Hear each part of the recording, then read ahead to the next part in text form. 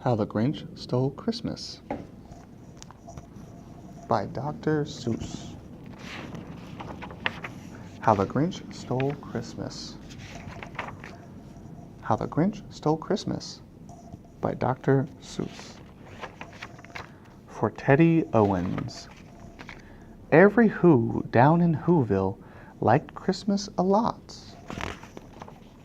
But the Grinch who lived just north of Whoville did not. The Grinch hated Christmas, the whole Christmas season. Now please don't ask why.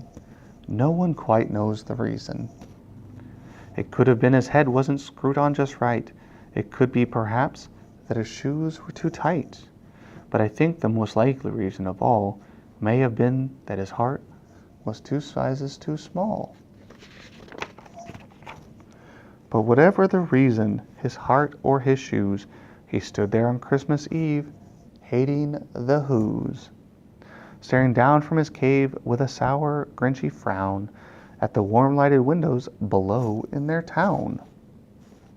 For he knew every Who down in Whoville beneath was busy now hanging a mistletoe wreath. And they're hanging their stockings, he snarled with a sneer. Tomorrow is Christmas, it's practically here. Then he growled with his Grinch fingers nervously drumming, I must find some way to stop Christmas from coming. For tomorrow he knew. And all the Who girls and boys would wake bright and early. They'd rush for their toys. And then, oh, the noise. Oh, the noise, noise, noise, noise. And that's one thing he hated. The noise, noise, noise, noise. And then the Who's young and old would sit down to a feast, and they'd feast, and they'd feast. And they'd feast, feast, feast, feast. They would feast on Who pudding and rare Who roast beef, which was something the Grinch couldn't stand in the least. And then they'd do something he liked least of all. Every Who down in Whoville, the tall and the small, would stand close together with Christmas bells ringing. They'd stand hand in hand, and the Whos would start singing. And they'd sing, and they'd sing, and they'd sing, sing, sing, sing. And more the Grinch thought of this Who Christmas sing, the more the Grinch thought, I must stop this whole thing. Why, for 50 years I've put up with it now. I must stop this Christmas from coming. But how? Then he got it, an awful idea. The Grinch got a wonderful, awful idea. I know just what to do, the Grinch laughed in his throat, and he made a quick Santa Claus hat and a coat. And he chuckled and clucked, what a great Grinchy trick. With this coat and this hat, I look just like Saint Nick. All I need is a reindeer, the Grinch looked around. But since reindeer are scarce, there are none to be found. But that stopped the old Grinch? No, the Grinch simply said, if I can't find a reindeer, I'll make one instead. So he called his dog Max. Then he took up some red thread and he tied a big horn on the top of his head. Then he loaded some bags and some old empty sacks on a ramshackle sleigh, and he hitched up old Max. And the Grinch said, giddy up. The sleigh started down toward the homes where the Whos lay a snooze in their town. And all their windows were dark, quiet snow filled the room, and all the Whos were dreaming sweet dreams without care when he came to the first little house on the square. This is stop number 1, the old Grinchy Claus hissed, and he climbed to the roof, empty bags in his fist.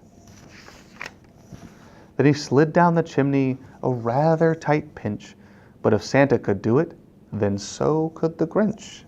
He got stuck only once for a moment or two, then he stuck his head out of the fireplace flue, where the little Who stockings all hung in a row. These stockings, he grinned, are the first things to go.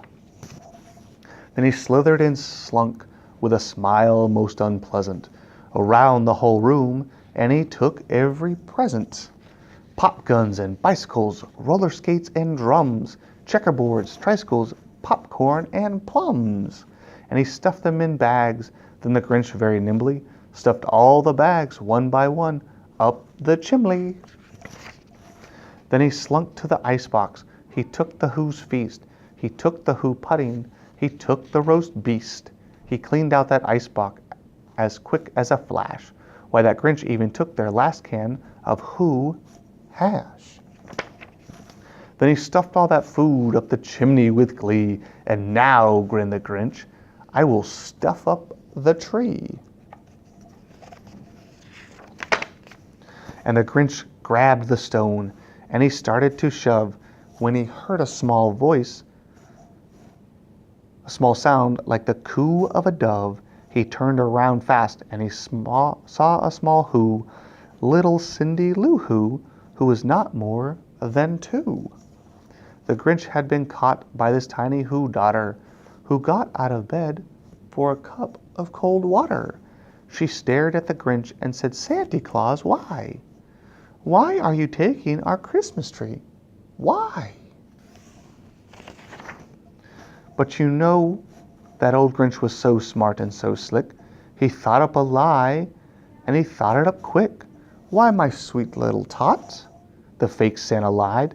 There's a light on this tree that won't light on one side. So I'm taking this home to my workshop, my dear. I'll fix it up there, and then I'll bring it back here. And his fib fooled the child. Then he patted her head, and he got her a drink and sent her to bed. And when Cindy Lou Who went to bed with her cup, he went to the chimney and stuffed the tree up. Then the last thing he took was the log for the fire. Then he went up the chimney himself, the old liar. On their walls he left nothing but hooks and some wire. The one speck of food that he left in the house was a crumb that was even too small for a mouse. Then he did the same thing to the other Who's house, leaving crumbs much too small for the other Who's mouses. It was 1/4 dawn, all the Who's still abed, all the Who's still a snooze, when he packed up his sled. Packed it up with their presents, the ribbons, the wrappings, the tags and the tinsel, the trimmings, the trappings. 3,000 feet up the side of Mount Crumpet, he rode with his load to the tip-top to dump it. Pooh-pooh to the Who's, he graciously humming. They're finding out now that no Christmas is coming. They're just waking up. I know just what they'll do. Their mouths will hang open a minute or two. Then the Who's down in Whoville will cry, boo-hoo.